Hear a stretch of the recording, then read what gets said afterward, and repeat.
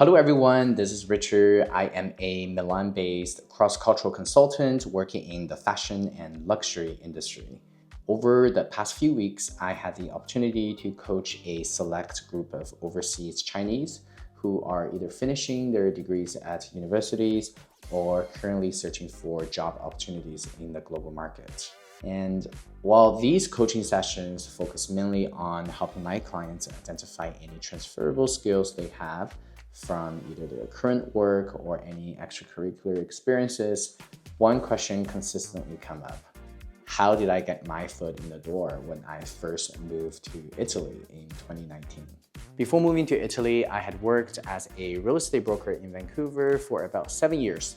And when it was time for me to pack up and relocate to Europe, I had to start everything from the ground up.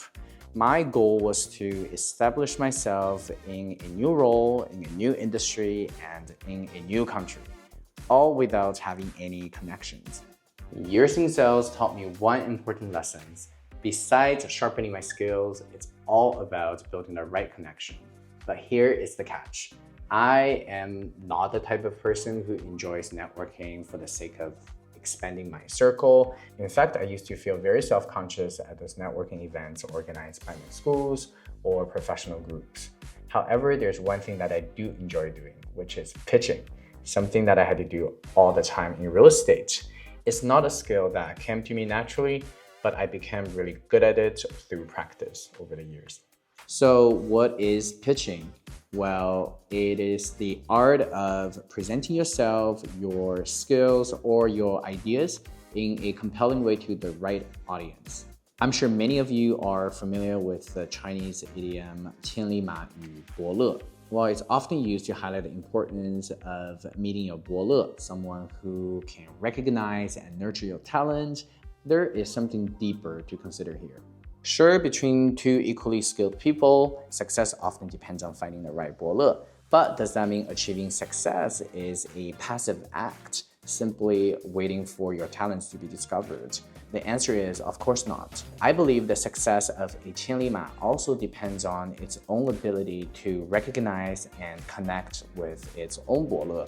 In fact, this is exactly what you see successful startup founders do when they are pitching for seed funding. During my master at Bocconi, besides keeping up with all my studies, I spent all my time searching for the right 伯乐, someone who could not only recognize my skills, but is able to see how I could transfer them to the fashion industry. Even though fashion was completely new to me at the time, I never considered myself as inexperienced. I had plenty of work and extracurricular experiences, but I needed to find a way to frame it so that any potential clients, employers, or 伯乐 could easily recognize its relevance to fashion and luxury. My search for my 伯乐 took me everywhere, from guest speakers at school to professors, people I met at dinner parties, or even at bars. By the time I graduated, I already had multiple job offers lined up. So how do you find your 伯乐? I would like to share 4 steps that worked very well for me. First, you have to believe that you are a 千里马. One of the most detrimental factors that has single-handedly undermined the bright future of many talented Chinese is the false belief that they're not good enough or they have nothing valuable to offer. I'm not here to dive into the origins of this belief, but I think our educational system and the traditional parenting styles have definitely contributed to this pandemic. You don't need to think you are a 千里马 right now, but you better believe you have what it takes to become one eventually. Second, understand what a 千里马 looks like in your industry. Sometimes it's as simple as identifying who the top players in your field are. However, one major drawback is we tend to mythologize their success by considering them geniuses, overlooking their struggles and ignoring the fact that these 千里马 weren't born with magical talents. They worked hard for it. Instead, I propose you to focus on defining what kind of 千里马 you want to become, meaning understanding your strengths and where your interests lie. Third, you have to define what's important in your search for your 伯乐. If you don't know what your bolo looks like, chances are you will always find yourself in a passive position of waiting to be discovered. Here are some tips from my own experience that might help you spot your bolo. They usually share a similar work or life experience to yours. And in my case, I was looking for someone who had a third culture background or made a significant career switch into fashion. They're typically above mid-management level, often executives or senior managers, people with real decision-making power.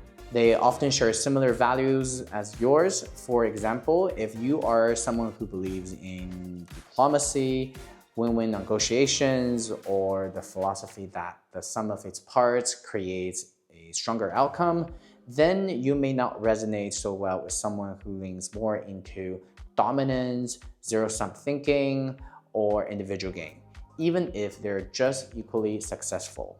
Lastly, your bolo usually has a clear career trajectory.